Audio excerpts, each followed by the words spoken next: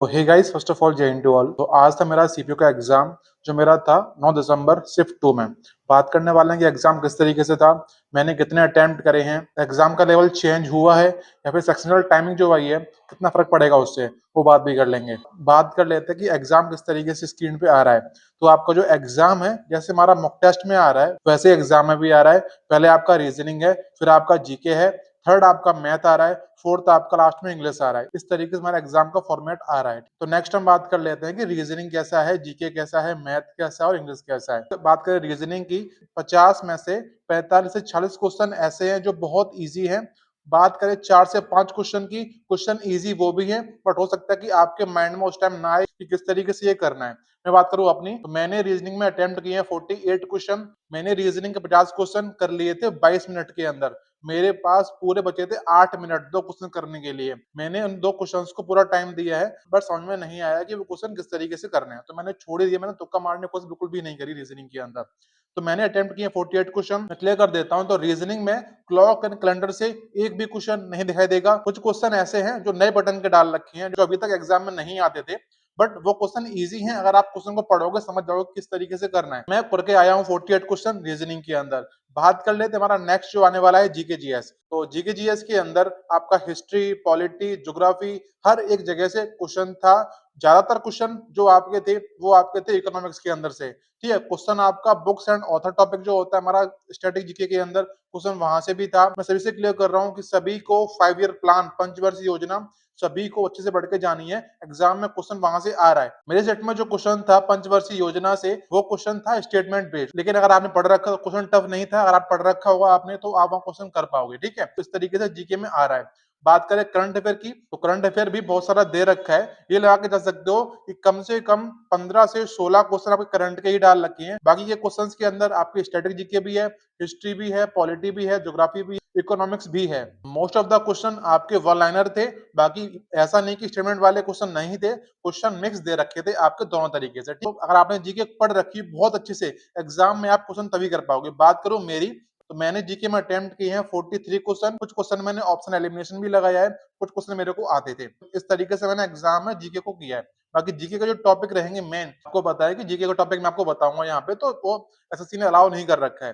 तो मैं ट्राई करूंगा कि जो जो मेरे को याद आता जाएगा क्वेश्चन, तो मैं आपको मेरे क्वेश्चन मेरे को याद आएंगे मेरे शिफ्ट के, तो मैं बता दूंगा मेरे टेलीग्राम पे। तो उसकी लिंक डाल दूंगा डिस्क्रिप्शन में, वहां से आप टेलीग्राम ज्वाइन कर लोगे। ठीक, वहां डाल दूंगा मैं एग्जैक्ट क्वेश्चन जो मेरे शिफ्ट में आ रहे हैं। ठीक है, इस तरीके से करने वाले हैं। अगर वो क्वेश्चन में अगर आप देख लेते हो तो आप क्लियर हो जाएगा कि हाँ ये वाला क्वेश्चन इस टॉपिक से है, तो आप उस टॉपिक पढ़ लोगे। आगे की शिफ्ट के अंदर भी वही वाले क्वेश्चन आने की प्रोबेबिलिटी ज्यादा रहती है। ठीक है, तो इस तरीके से आप कर लेना। बात हम कर लेते हैं मैथ, अगला हमारा आता है। मैथ में मैंने अटेम्प्ट किए हैं 34 क्वेश्चन।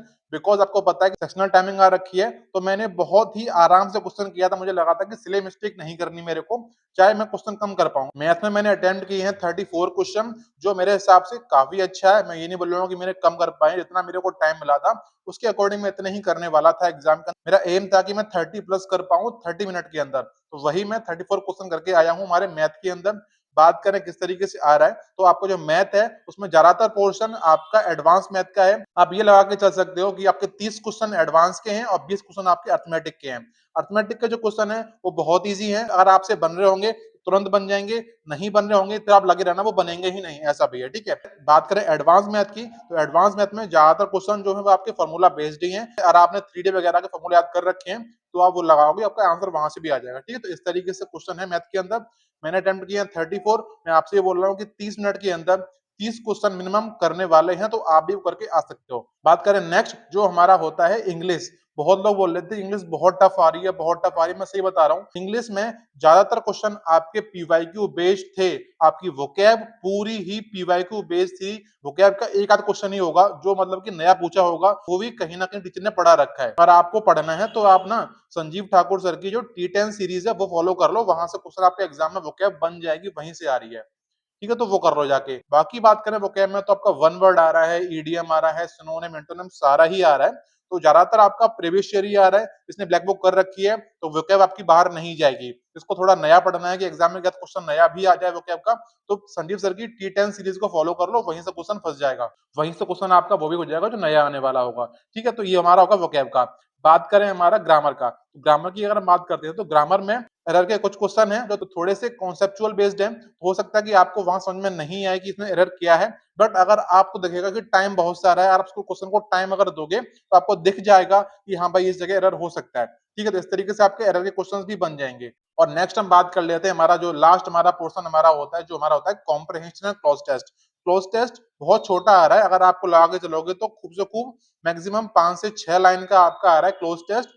उसमें भी 2 क्वेश्चन जो थे वो आपके वोकैब से ही थे, जो वोकैब पूछी हुई थी वो हमारी प्रीवियस ईयर की वोकैब है। बाकी 3 क्वेश्चन जो थे वो आपके दे रखे थे कि फिलहाल हमारा होता है क्लोज टेस्ट में, आप वही जानते हो, तो वो भी इजी ही था, कर सकते थे बड़े आराम से। अगर आप समझ लोगे कि क्लोज टेस्ट में पास्ट का है या फिर प्रेजेंट का है, तो आप वैसे लगाओगे तो आप क्वेश्चन वैसे भी कर लेते। हमारे जो 3 अलग से थे, 2 हमारे वोकैब के ही थे क्लोज टेस्ट के अंदर। बात करें कॉम्प्रिहेंशन की, थोड़ा सा लेंदी था या फिर एग्जाम प्रेशर में समझना थोड़ा सा मुश्किल था, बट वही टाइम बहुत सारा था, 30 मिनट बहुत होते हैं आपके इंग्लिश के लिए, तो अगर आप लोग कंसंट्रेट होके पढ़ोगे तो आपका कॉम्प्रिहेंशन का भी क्वेश्चन आप करके आ जाओगे। मैं आपको ये क्लियर कर देता हूँ, ठीक है। उसके बाद हमारा जो होता है, जो हमारा नरेशन और एक्टिव पैसिव वॉइस, तो एग्जाम में क्वेश्चन यहाँ से भी आ रहा है। मैं मान लेता हूँ कि आप बोलोगे तो मेंस में आते हैं, बट हाँ भाई प्री में भी क्वेश्चन यहाँ से आ रहे हैं, जो कि बहुत ईजी आ रहे हैं, मुझे बिल्कुल टफ नहीं लगे। बिकॉज संजीव सर की ना सीपीओ मेंस के लिए सीरीज आई थी, मैं तो मैंने वहां से पढ़ रखा था। पैसिव वॉइस और नरेशन ने बता रखा है कि पास्ट का होता है तो ये कर देंगे, अगर विल लगा रखा है तो विल भी हो जाता है, तो इस तरीके से सर ने क्लियर कर रखा। तो नरेशन और पैसिव वगैरह मेरे से एक बार में ही हो गए थे, तो मेरे लिए भाई बहुत इंग्लिश बहुत ईजी थी। तो इंग्लिश के अंदर मैंने अटेम्प्ट किए हैं 50 आउट ऑफ 50 क्वेश्चन टोटल। अगर आप करोगे तो रीजनिंग में मैंने अटेम्प्ट किए हैं 48, जीके में मैंने अटेम्प्ट किए हैं 43 क्वेश्चन, मैथ में 34, इंग्लिश में 50 क्वेश्चन टोटल। अगर आप करोगे तो मैंने अटेम्प्ट किए हैं 175 क्वेश्चन, जो मुझे लग रहा था कि हाँ इतना करने से मैं सेफ हो जाऊंगा, ठीक है, ऐसा था। जब मेरा एग्जाम हो गया फिनिश, तो मैं साइड वाले से पूछा भाई कितने किए आपने, उसने अटेम्प्ट कर रखे थे 145 क्वेश्चन, तो मुझे लगा मैं जरा तो नहीं कर दिए मैंने, बट वही था कि जो क्वेश्चन मेरे से आ रहे थे तो मैं उनको छोड़ के क्यों आऊंगा। फिर जब मैंने बाहर निकला, मैंने देखा भाई क्या सिनेरियो रहा है एग्जाम का, तो मोस्ट ऑफ द लोगों का इतना ही अटेम्प्ट रहा है जो मेरा रहा है। बाकी डिपेंड करता है कि आपकी शिफ्ट कैसी जा रही है। मेरे हिसाब से भाई ये वाली शिफ्ट जो रहेगी वो ज्यादा टफ नहीं मानी जाएगी, हो सकता है कि इजी मॉडरेट में ही रखी जाए, जो मेरी शिफ्ट आज थी। तो मैंने आपको क्लियर कर दिया है। मैं आपसे ये बोलूंगा कि आपको ये लेकर नहीं चलना है कि ये भाई 175 करके आए हैं तो मैं भी इतना लेके चलूंगा। डिपेंड करता है कि आपकी शिफ्ट कैसी होती है, तो आपको आपकी शिफ्ट के अकॉर्डिंग लेके चलना है, ठीक है। हो सकता है कि आपकी शिफ्ट टफ आ जाए तो आप वहां वहां 150 भी ना कर पाओ, ठीक है, तो देख के करना है। मेरी बातों में नहीं आना है कि इतने अटेम्प्ट करी उतने करके आना है। डिपेंड करता है कि अपनी अपनी शिफ्ट के अकॉर्डिंग। मुझे लग रहा है कि मेरी शिफ्ट में जो रहे होंगे उन्होंने ऐसा ही अटेम्प्ट किया होगा जो मैंने बताया। बाकी मैं क्लियर कर देता हूँ कि इंग्लिश और जीके के क्वेश्चंस मेरे को जैसे याद आते चले जाएंगे, वैसे ही मैं उनको डाल दूंगा टेलीग्राम पे। ज्वाइन कर लो, टेलीग्राम का नाम है सिलेक्शन जर्नी, आप पहुंच जाओगे। बाकी अगर नहीं पहुंच पाते हो तो मैं लिंक डाल दूंगा, वहां पहुंच जाना। वहां मैं बहुत कुछ डालने वाला हूँ, ठीक है। जिस क्लास से क्वेश्चन देखने को मिल रहे हैं मैं आपको वहां उसके लिंक दे दूंगा, आप वहां से कर लेना जाके। आपके एग्जाम में वोकैब का क्वेश्चन बाहर नहीं जाएगा, आपको मैं ये बता रहा हूँ। तो आज मेरा सीपीयू का एग्जाम का इतना ही रिव्यू था। और आपको वो डाउट अगर रहता है तो कमेंट कर देना, तो मैं आपको वहां रिप्लाई कर दूंगा, ठीक है। बाकी अगर आप मेरे शिफ्ट से रहे हो और आपको क्वेश्चंस वगैरह याद हैं जीके के इंग्लिश के, तो आपको क्वेश्चंस को लिख देना है कमेंट के अंदर, जिससे कि और लोग भी क्वेश्चंस देख लेंगे, ठीक है। वीडियो में इतना ही रखते हैं और मिलेंगे नेक्स्ट वीडियो में। तब तक के लिए जय हिंद, सभी को बेस्ट ऑफ लक।